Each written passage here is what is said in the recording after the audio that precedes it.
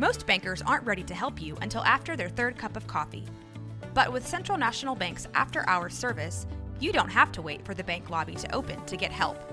You can contact us from 6 to 8:30 in the morning or from 5 to 10 in the evening, and we'll connect you to a real, live, local person who can answer questions and fix problems 7 days a week. Bank different. Bank Central. Central National Bank. Member FDIC.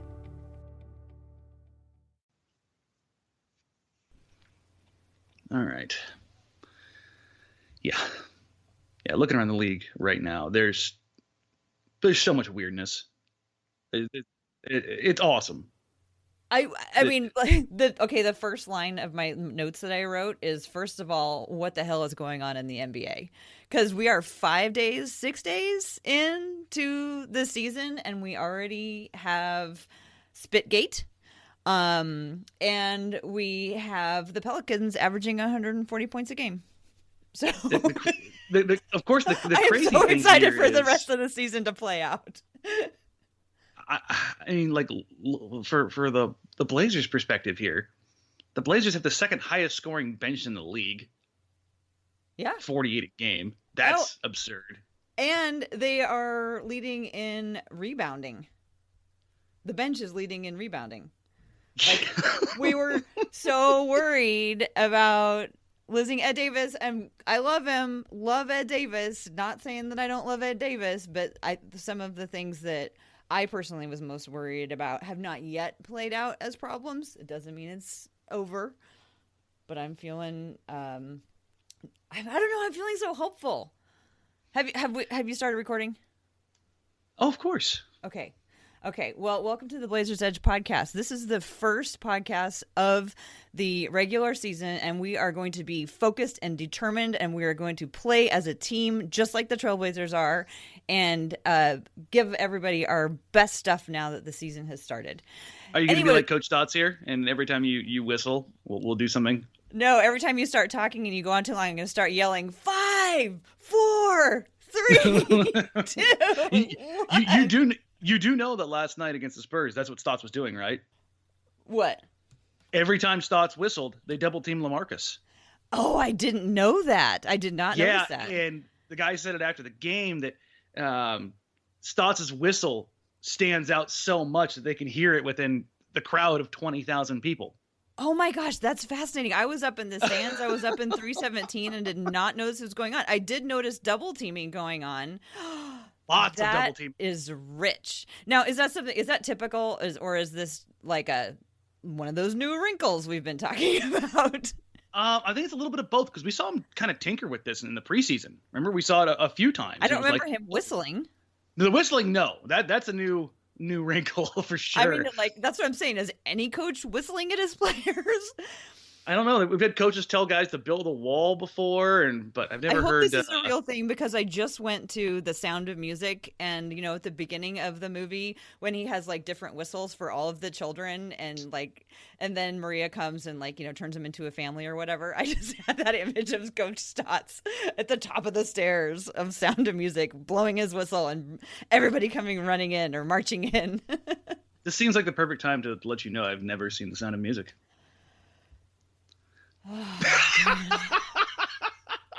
Well, the listeners out there who've seen Sound of Music will know exactly what I was talking about. But anyway, we have a lot to cover, because the Blazers, granted, it's only 2 games, but I've seen a lot of stuff that I want to ask about. It's only 2 games. I'm just going to preface everything and hedge my bets until we're 60 games in. I think this whole podcast carries that caveat. I don't think we need to say it every time.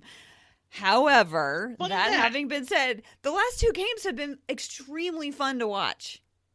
Yeah, I mean, you can't take that away. Like, you can't qualify that with, preseason or 2 games or whatever. The last few games have been really fun to watch. Absolutely. It's nuts. The storylines are crazy too. Vet minimum signing Nick Stauskas carries game 1. Yeah. I want to personally apologize to Nick Stauskas for not being more excited about that signing. I mean, granted, game 2, was a little bit more down to earth, but no matter what, he seems like really engaged and like a good fit. Listen, game one, we all saw what he did. And realistically, and this is not even tongue in cheek, his vet min salary paid for itself in game one. In that one game. Seriously. Right, because it was against the Lakers. It was against the Lakers on national TV, against LeBron in the opener. And without him, the Blazers don't win that game. That's a great The starters point. were struggling in the first half. He came in and went absolutely bonkers. And I wrote about it on Saturday. Credit to another guy who, gets glossed over a lot, and Evan Turner. Mm-hmm. Turner's out there. He was full on riding the hot hand theory. Like, he was looking for Nick Stauskas. Then Myers Leonard starts looking for Nick Stauskas. Mm-hmm. I mean, it was one of those things where, and Stauskas said this post game that these guys are like, I immediately have a bond with these guys, and you can see it. Like, they're looking for each other, and that's something I never thought I'd saw with this unit. Yeah. So this is a little bit of a sidebar, but I want to know if you have seen the same thing. So last night was the first game that I attended. Like, I didn't go to opening night, but I went to last night. And last night, Damian Lillard received his NBA all first team award, and he received it from Olshey and McGowan. Yep. And you know that if Paul Allen was still with us, that he would have been down there as well, don't you think? And I really felt that Damian felt that. He looked like he got choked up. I'm not sure that he did. But when he addressed the crowd, I felt like he was talking individually to every single one of us. And I felt like he meant every word that he was saying about the team and how they, without them, he couldn't. And I felt this connection. It was, but at the same time, I felt this connection in the building that I haven't felt for a long time. And I don't know how to describe it, except for that I feel like everybody's kind of pulled together, and, maybe it was just like the tragedy kind of everybody like looking at each other like, wow, life is like really short and we only have a certain amount of time to do this. But something about the atmosphere right now kind of reminds me of like back in the early 90s. When I used to go to the game. Okay, so you feel a little bit something like that too? Opening night was electric because it was national TV. It was LeBron as a Laker. I mean, all that stuff. But that crowd was bonkers. Okay. I mean, it was just, hair standing on end type stuff. And it wasn't quite that against San Antonio, but the crowd was still into a game that really the Blazers had control of. Mm-hmm. And we talked about it last year. There were times last year where, let's be honest, the crowd sucked. And that's just so weird for Portland. Well, anytime it comes to a point where they're booing a player, and they were booing Myers Leonard by the end of the year, so. Yeah, I mean, but not even just that, just like the energy in the crowd. It felt just very blasé, and it was very, very, very, very strange to see in Portland. But yeah, no, the energy in the arena has been great through two games. Portland's going to go on the road here pretty quick. So right, yeah, and they're going to Florida and Miami. So we'll see how that goes. Well, let's go over real quick some of like the general trends with the team so far. I know only 2 games. Oh, I said I wasn't going to say that every single time, but that's the last time I say it.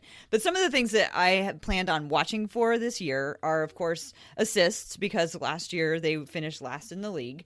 And over 2 games, they've bumped it up a little bit. Last season was 19.5 over the whole season. Over a couple of games, they've put together 22.5. So it's still not a huge, but but it's more than they finished with last year. The other thing I've been watching for is rebounds, because, Ed Davis moving on. And last season they finished with 45.5 so far. They got 50 a game. The other thing that I noticed with fast break points, of course, that's another one we're going to keep our eye on how they do this year. Having finished last in the league last year, they are at 10, so still not huge. So some things I think maybe aren't necessarily going to change a lot, and that might be assists and fast break. But do you feel like the pace is something different? It's actually something that you just teeing it up for me perfectly. The You're Blazers welcome. are playing. We're a team, Dan. I told you, it's the regular season. Yeah, we're in our groove now. The Blazers are playing faster, without a doubt. Now, if you look at just like the raw pace stats, they're going to be up towards the top of the league, because they played the Lakers, and the Lakers are just running and running and running. I would run too if I couldn't hit a single shot outside 10 feet. So. That's going to skew some of the stats, but they continued to run against the Spurs. Yeah. Yeah. So, Well, and I mean, we're going to talk about the bench, I know, but it felt like the Blazers were playing generally a faster pace, but then when Evan Turner came in, he just seems like to have picked up his speed in general. And maybe it's because he's not dribbling it up the court slowly anymore to get everybody set up, or it's not Shabazz bringing the ball up to get everybody set up. I mean, he's getting the ball and he is taking off. And whether or not he sets up plays, once he gets down there, he's going as fast as he can to get to the other end when he gets the ball in transition. They're getting it into their offense very, very, very, very, very early, which is fantastic. And two of the clips that I put in on the Evan Turner piece on Saturday were exactly that. If you look at both possessions, Evan Turner's pushing the pace. He's not out of control. He's not sprinting down the court. It's not 7 seconds or less Suns offense, but they're getting into their offense and taking advantage of mismatches. There was the one play to Harkless where he had the deep post position at like 18 seconds on the clock where he sealed the defender on the high side. E.T. didn't mess around with it. He saw the mismatch, threw a perfect post pass over the top, and Harkless is able to walk it to the rim. I mean, we saw that again last night. Turner's pushing the pace, finding Seth Curry in the corner. Just finding guys in opportune positions to score early in the clock with good, effective shots in rhythm. And that's huge. Mm-hmm. Good shots. That stands out to me because I feel like they have been able to find better shots. I feel especially guys like Collins are finding the right opportunities and they're capitalizing on them, which is exciting. Yes. Should we turn to Collins? Well, I want to touch on this one real quick since you brought it up, specifically with Collins. Collins, I've been probably one of the most hesitant critics of him, and that's not probably any kind of understatement. Yeah, no, but my concern has been with him. Can he impact the box score? And I've always said that if he starts doing that, I'll be the first one to compliment him. Game 1, he impacted the box score defensively. Game 2, he impacted the box score offensively. He has yet to put it together on both sides. That's totally fine. He's still a kid. But give him his props where it's due there. And Evan Turner has been a big, big, big part of that, at least through 2 games, getting him and finding him in his spots. And the other guy is Stauskas. And Stauskas has found his way outside of the shooting. He's created off the bounce for other guys driving into the lane. This is something we kind of talked about in preseason. Like, there's no way this can translate. And Stauskas has found a way to, when he drives, to find Zach Collins on the backside for an easy dunk. Like, those kind of points were not there really for the Blazers offense, especially with the second unit last year. Yeah, I was looking at Zach Collins's passing, and because I feel like I was saying about him taking the good shots and not taking every shot, and I noticed that he's been passing a ton to Turner because of course he's in with Turner a lot, and he's been passing to Damian Lillard, 2 guys who like, hey, I don't have this shot, I'm bailing out, like. But instead of trying to force something that's not there, he sees those 2 guys who are the responsible ball handlers and like getting it back out to them so that they can make something else happen. Mm-hmm. No, it's fantastic. Okay, so the bench in general, that one of my questions that I had for you was, is this something that you think can continue? Is it too early to tell? Where do you fall on this? Okay, so I think it's too early to tell, but it's promising. And when was the last time we were able to say anything promising about the Blazers bench over 2 games? Right. I mean, really, I know it sounds harsh, but seriously, think back. Like, when was the last time that the Blazers bench had 55 freaking points? Yeah, I don't know. That's nuts. I remember one time last year, the bench had a really good game, and then I asked you, "Is the Blazers bench good?" And you laughed so hard at me, and I was like, "That's really stuck with me. I've carried that around for a long time." Because really, for a decade, the bench has sucked. Like it hasn't been good.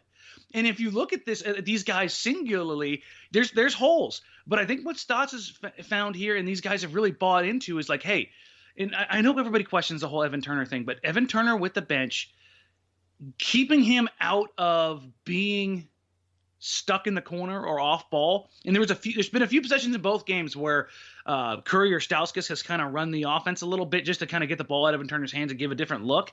And it hasn't quite looked right because defenses are still like, no, we're not. We're leaving Evan Turner in the corner. We're helping off of him.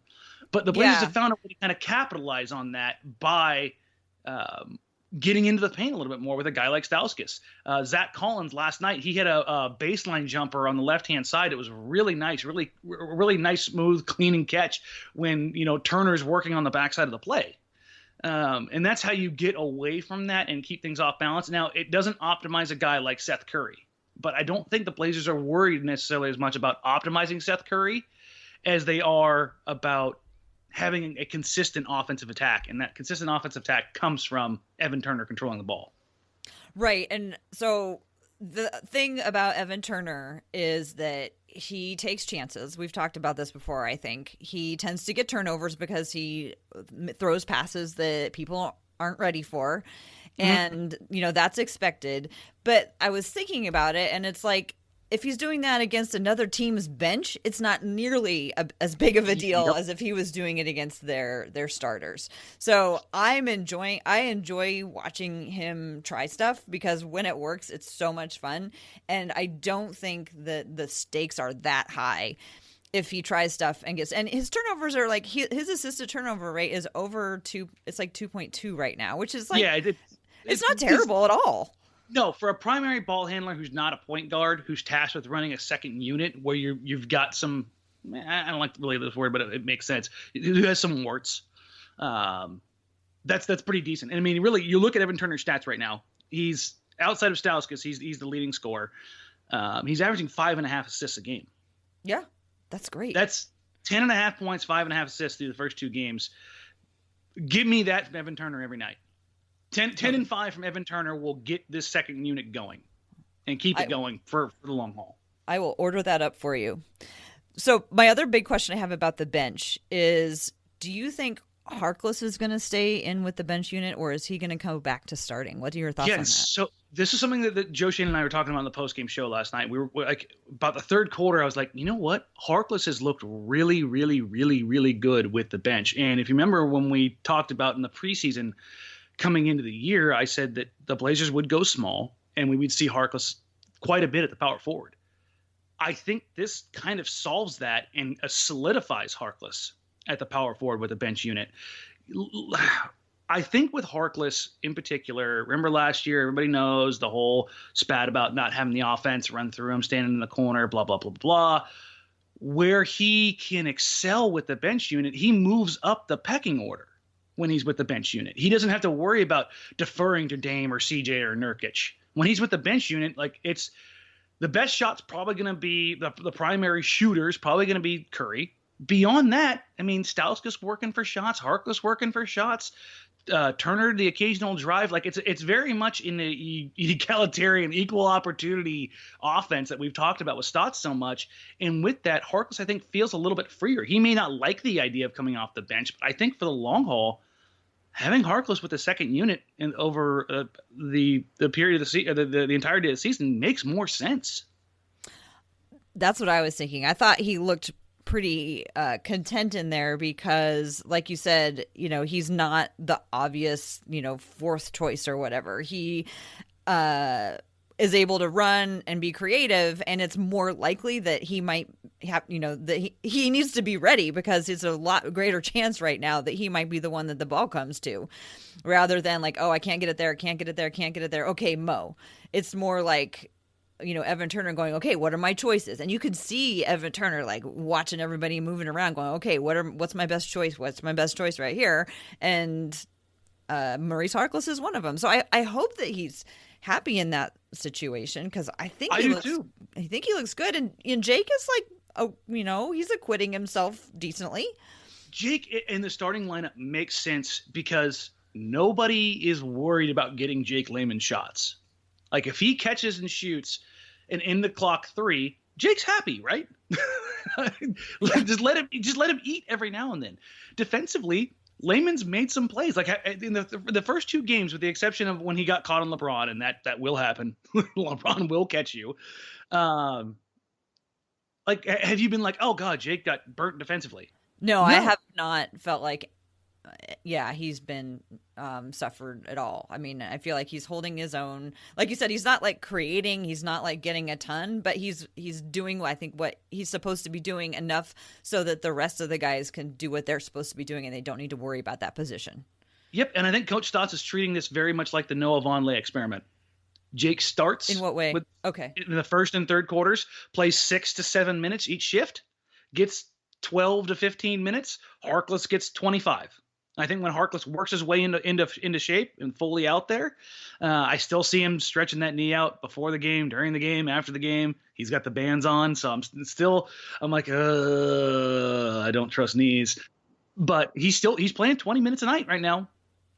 Speaking of him sitting on the sideline, has the Blazer bench peaked too early with their incredible celebration last night? Zach Collins with the "I fallen but I can't get up" was just. So we have it was so great because it was in the moment. It wasn't like something that he obviously made up, like the bow and arrow thing. Like, I love Wes, but we know how long he worked on perfecting that one. But just him melting out of his chair was glorious. So when we were watching the game, we're watching it in the control center at NBC. So we have like the in-arena feed. And so we had a camera like zoomed in directly on the bench. I don't know why this replay never made it out, but like you could see the entirety of the celebration. And Collins just going full limp and sliding down like he's a puddle from out of his chair and into the floor was literally one of the funniest things I've seen in God knows how long from a bench celebration, because it's the same kind of thing you see at like 24-hour fitness. Like when somebody just gets crossed over at the gym and all the guys that are waiting for the next game or, changing out of their gear and you're just getting roasted.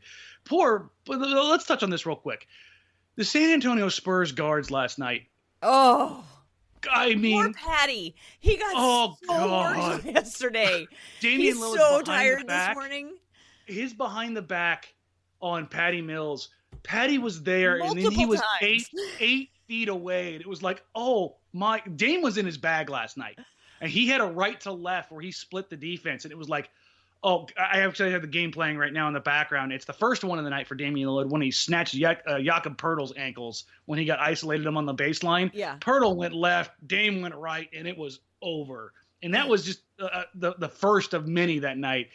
Bryn Forbes and Patty Mills just got put in a blender. And then, of course, CJ's when the bench lost their mind. And CJ even said, he's like, it wasn't even that good of a crossover, but he just kind of sat down. So I hit it on him. I think part of this, because I totally noticed the celebration even before they replayed it on the Jumbotron. I was like, oh my God, that was so funny. And to the person I was with, I was like, did you see that? That was hilarious. And then they played it up on the Jumbotron, probably because it was, the play happened right in front of the bench. But that goes back to like, they seem so united. And I was afraid without, Pat Connaughton to run the bench mob that there would be a void there. But they seem to just be carrying on just fine. All right, let's hit on one other bench point here since we're talking about celebrations. 2 games. Meyers Leonard has done good things in both games.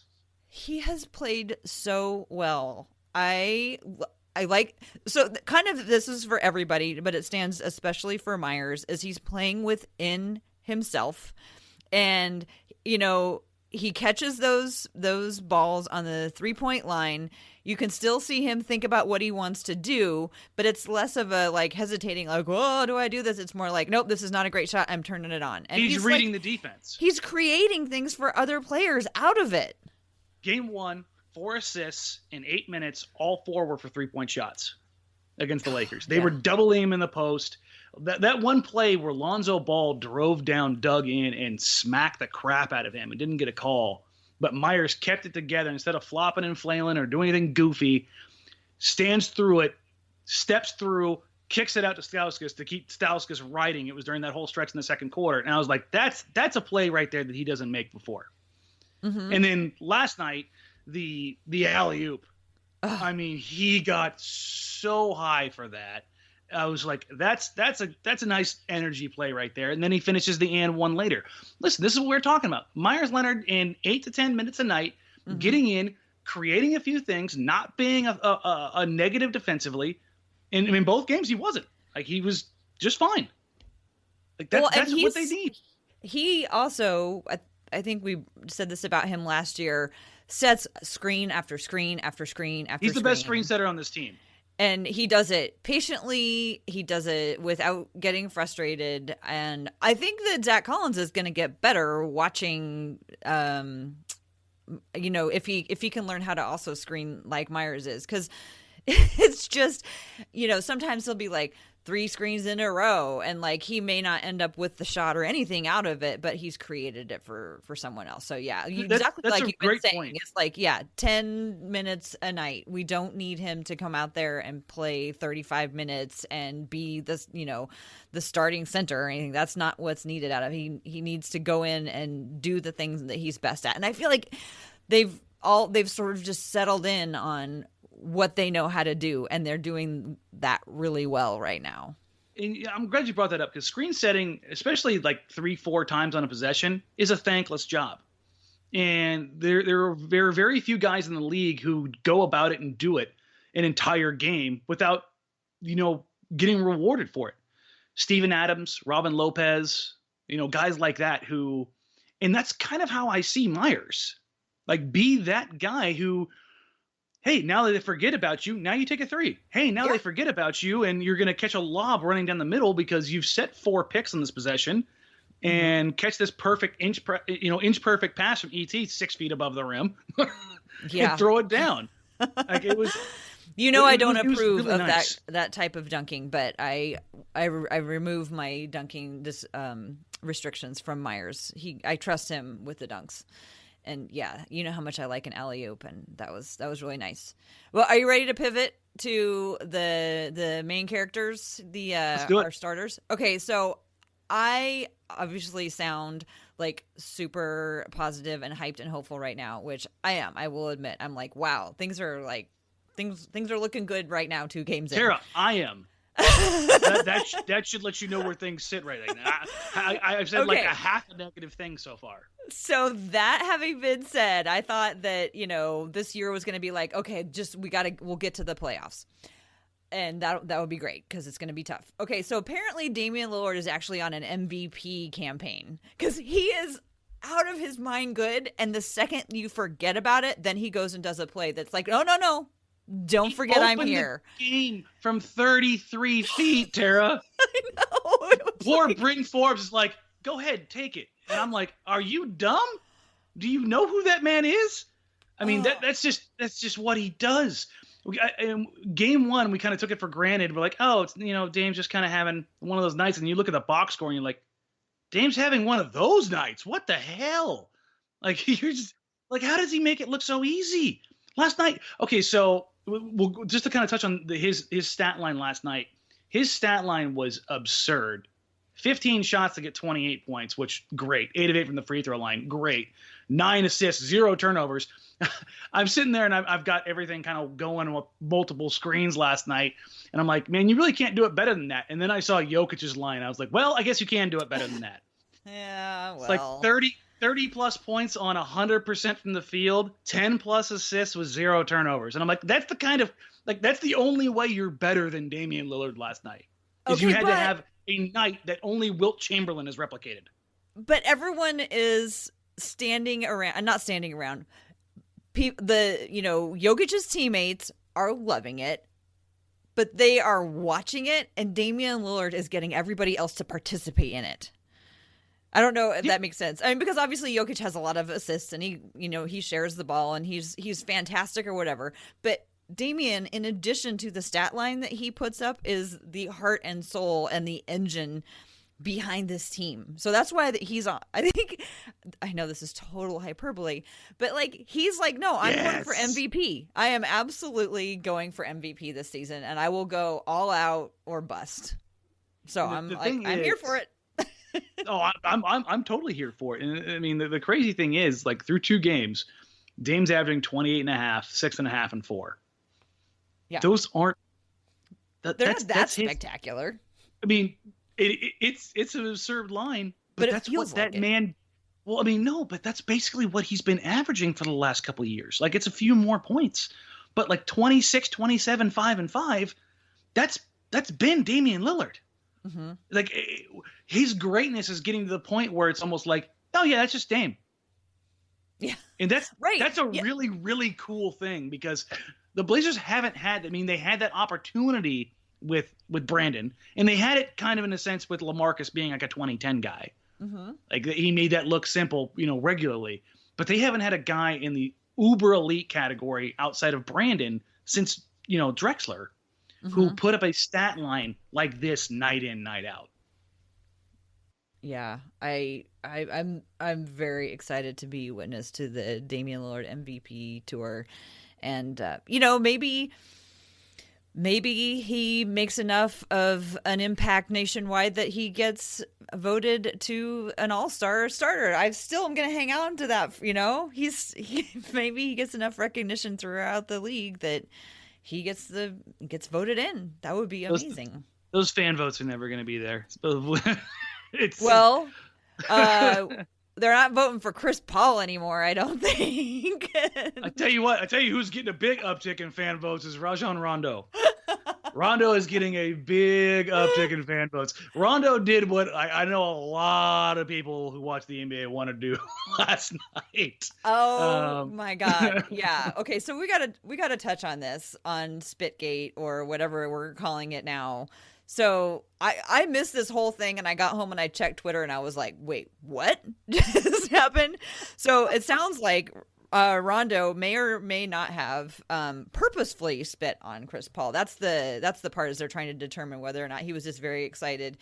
Well, have you seen the enhanced video coverage? Because they do like NCIS status. They zoom in on it. I am so sad to say that, yes, I've watched it. I have no life but to sit around and watch this.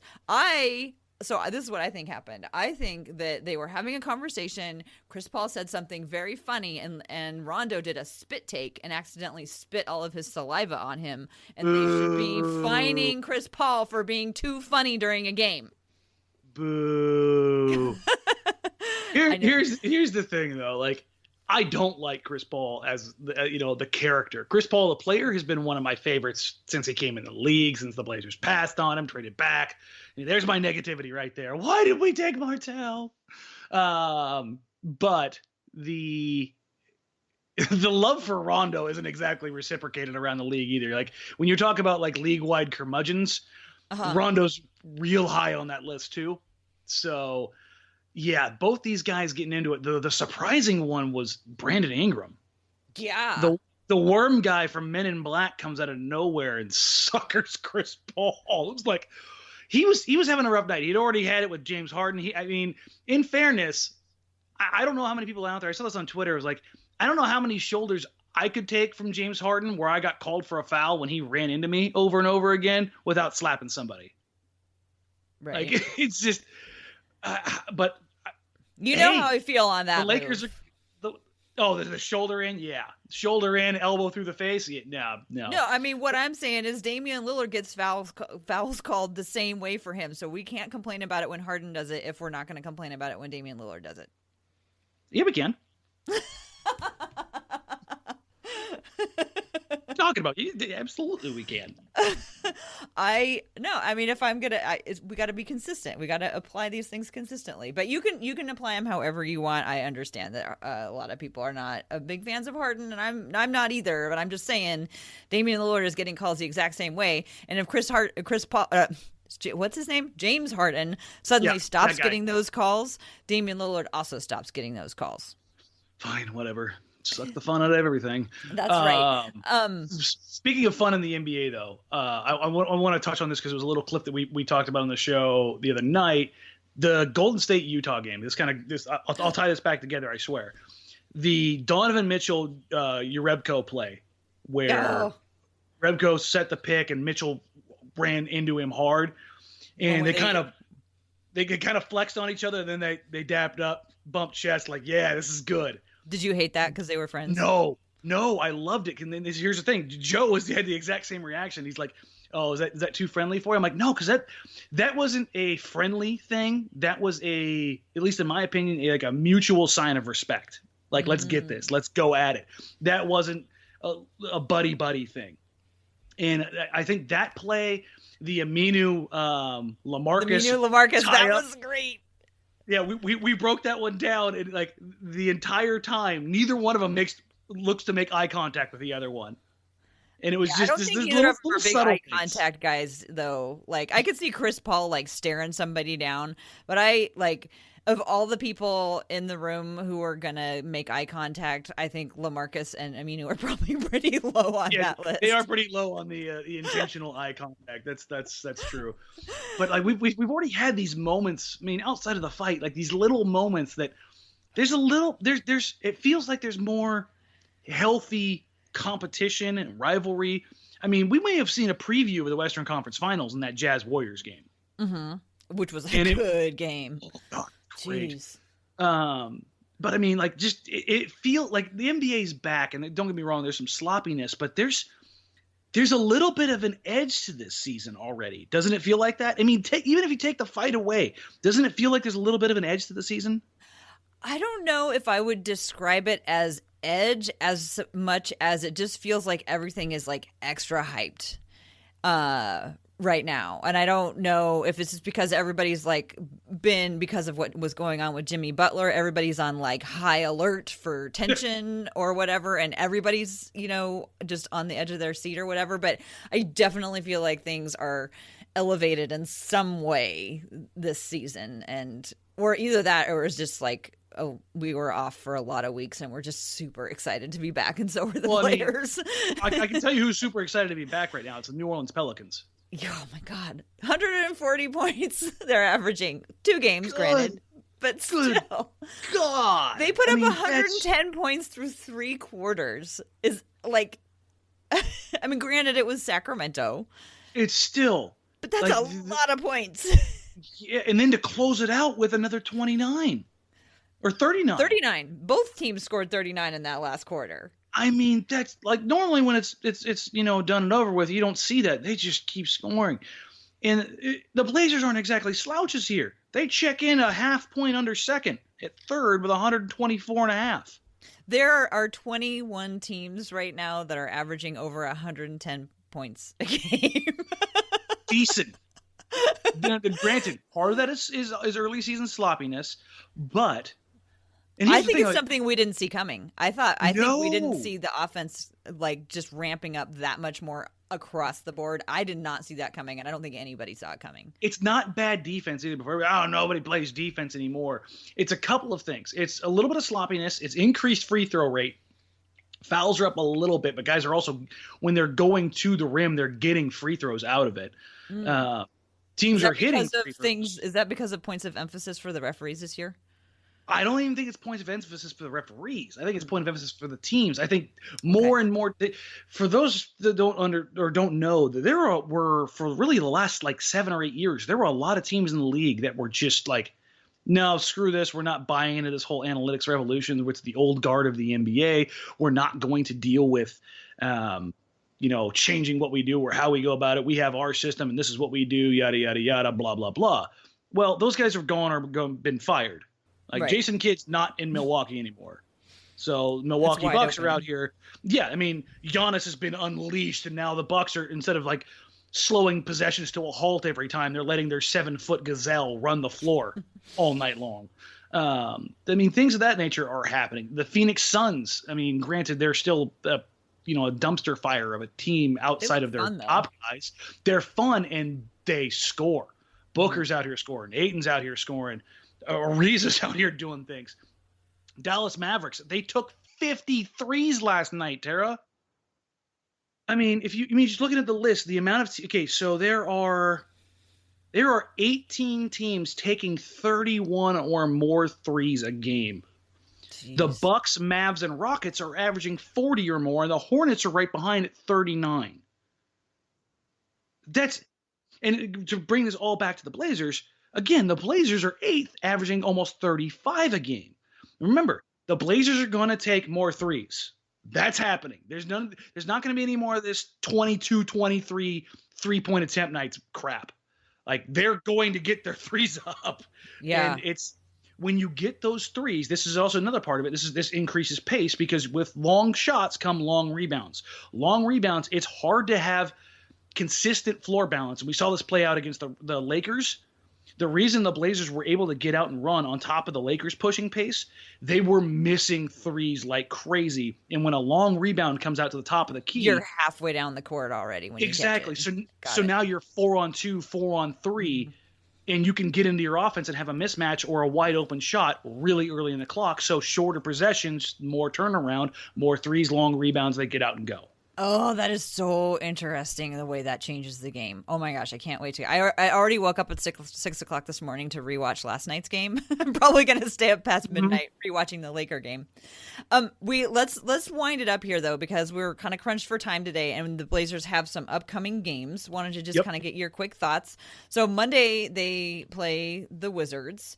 And then Thursday, they start their Florida tour, where they play Magic on Thursday and the Heat on Saturday, which happens to be the first Women's Hoops and Talks meetup of the season. But anyway, Wizards, Magic, Heat. I know we talked about how incredibly hard the beginning of the schedule is. This seems like a good opportunity for them to get some wins. What do you think? Yeah, no, Dwight Howard's questionable, and we haven't even talked about him, so this seems like a perfect time to talk about him. Yusuf Nurkic, I know people are like, well, he's not playing the fourth. Zach's playing the fourth. Part of it's foul trouble. Part of it's mismatch. Part of it is Nurkic being Nurkic-y in a few instances, and I think irking Stotts. But Nurkic has been really, really, really, really effective offensively in the time that he's been out there. Game 1 against the Lakers, 17 minutes, 16 points, 9 rebounds. He's playing within his game, within his skill set. Yes, I mean those are good numbers that you like to have. Last night, again, 6 of 12, 23 minutes, 12 points, 8 rebounds, a couple assists. But I don't think it's anything really to worry about. While Collins did play well, when you look at the minutes last night, Zach played 15, Nurk played 23. Yeah, Collins got 2 quick fouls as well. Oh, I know, but I'm just saying in general, it's one of those things where it's like, I think it's going to be a matchup thing. Like if Dwight Howard is good to go for the Wizards, which, I mean, it's still, oh, there it is. There's the Myers Leonard alley-oop playing in the background. Wonderful play. Do you need a moment? Yeah, I just got to take that one in. But if Dwight's ready to go, and yeah, but the thing is, Dwight's butt and back are jacked up right now. So, and if you're looking for a storyline from that game, Bradley Beal, obviously in Portland, holds the all-time record scoring against the Blazers in this building. Yeah. I would anticipate the Blazers don't want to see that happen again. So maybe we see another wrinkle where Stotts doubles on the perimeter or doubles on the drive, which would be something new. I don't anticipate it, but something to watch for. I wish I sat closer so I could listen for the whistle. For the whistle, yeah. Stotts does. That's amazing. I think it may have just been a one-time only thing. I think that it may have been the case there. But we'll see as it goes forward. But the other thing to watch for in this Wizards game is how much that team hates itself.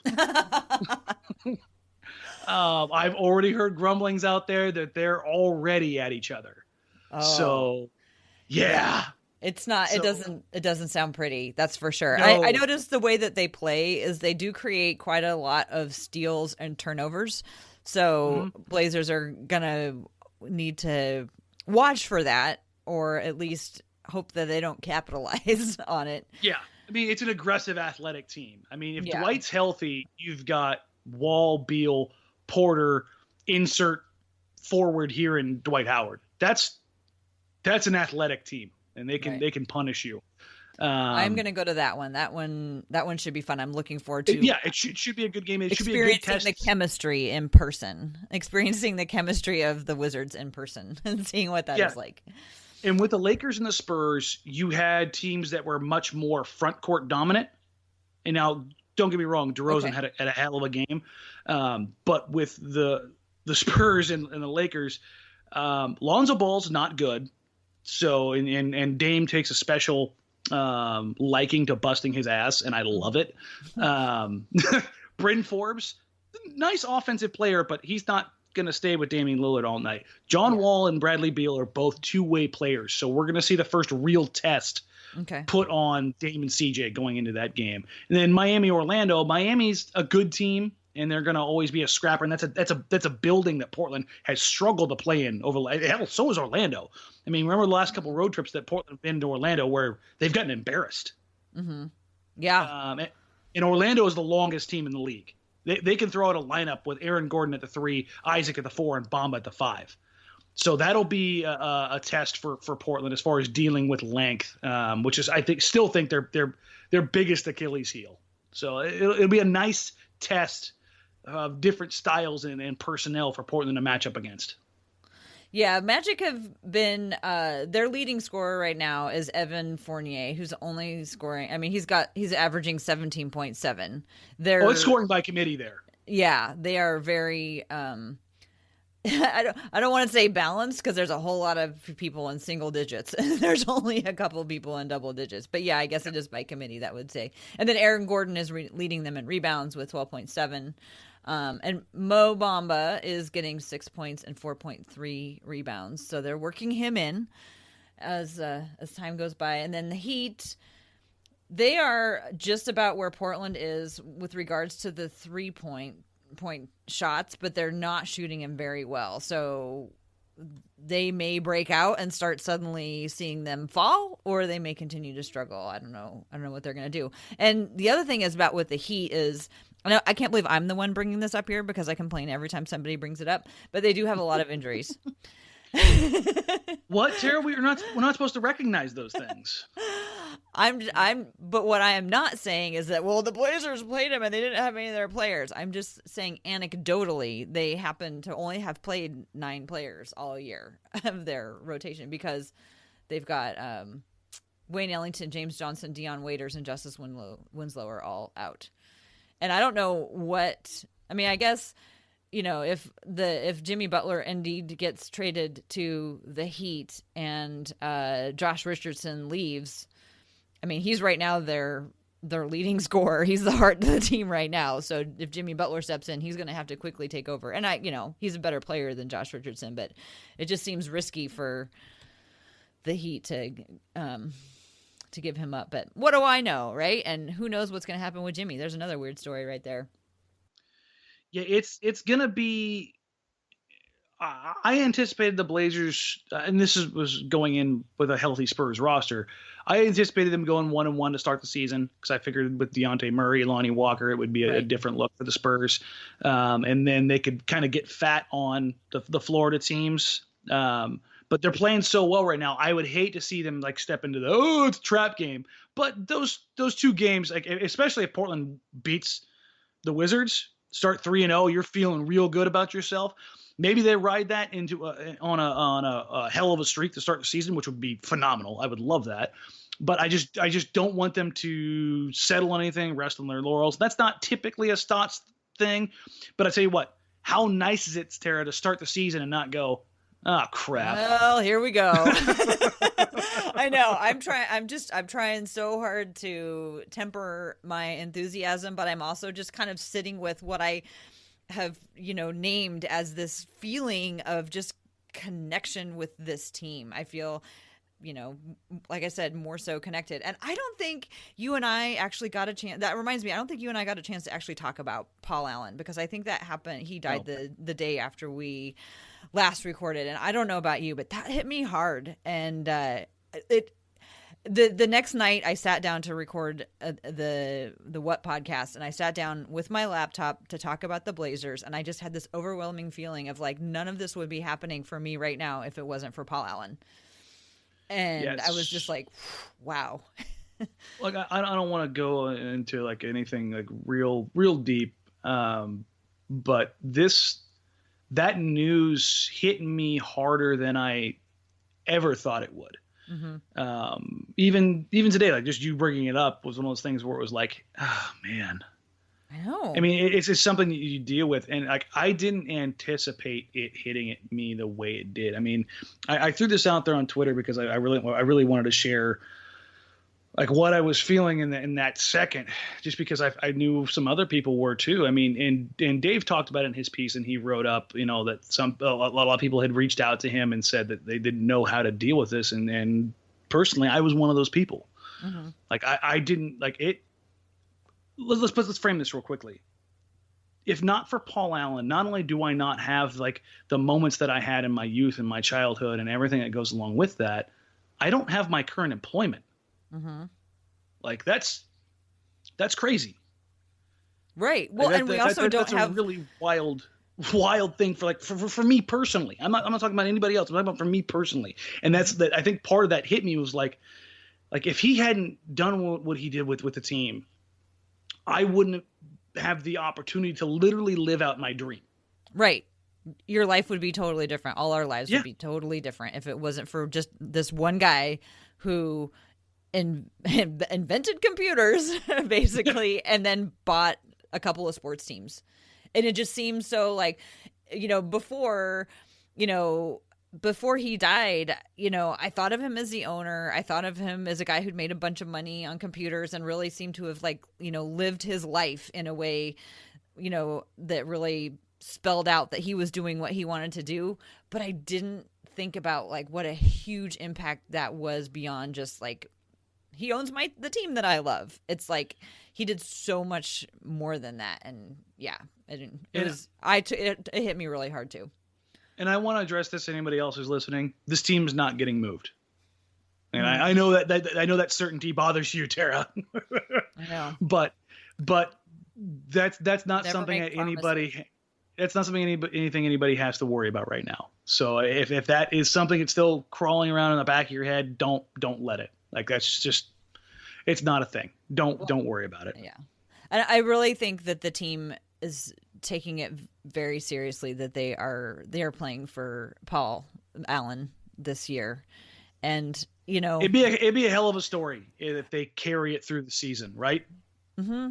Well, and sometimes those external motivators that you weren't expecting are the things that really help you put it all together. So on that somewhat depressing and yet hopeful, because they're kind of intermingled note, let's go ahead and wrap it up for the week. And I will say that the first Women's Hoops and Talks meetup is next week. And I'll send you some information. We can put it in the show notes for people who want to know more about that. And I'll also be sharing it on Twitter. And you can find me on Twitter at TCBBiggs. You can also find the Hoops and Talks podcast at Hoops and Talks on Twitter, and we'll keep putting out information about the Women's Hoops and Talks meetup. Go ahead, take us out. Tara, let everybody know where you guys do your meetings at. Sure. We do our Hoops and Talks meetings at the McMenamins on Broadway, and we have a whole room and a giant pull-down screen, so we watch the game. We always do an away game, so it's going to be during the Miami game. Everyone's invited, but the point of the whole thing is to like give women a chance to talk and to speak up. So we just, if guys are going to come, we would ask that you remember that we're trying to center the voices of women. It's not for you. You're just there to watch. Exactly. But I'm really looking forward to it because it's a great group of women who I've come to know and really love over the last couple of years. So anyway, go ahead and take us out, Dan. All right, perfect. For anybody who is wondering or needs a secondary vote here, not that you need it because Tara's is enough. That's for damn sure. I've been to a couple of these at Tara's invitation. They're awesome. They're great events. It's a bummer I can't go, but I've got a pretty good reason. I'm not allowed to leave the building anymore during games. So I feel so bad for you guys. We do. Our producer actually told us that we are to be sequestered during games. So they don't want you roaming in the building. That makes a lot of sense. Yeah, exactly. So with that in mind, you can find Joe Simon, Shane Brennan, and myself on NBC Sports Northwest an hour before tip-off, and then right after Michael and Jordan get off the air on the post-game show on the Blazers Outsiders post-game show. You can find me on Twitter at DMarang, at DMARANG. Hit me up on Twitter, on Facebook Live during the show. Questions, comments. If you want to harass Corbin Smith, who's probably going to hop in the Facebook chat, it's all good times. Trust me, it's fun to say the least. Other than that, folks, it's been a fun opening couple of nights, and hopefully we can keep this stuff going because, oh God, it's just so much better to not suck.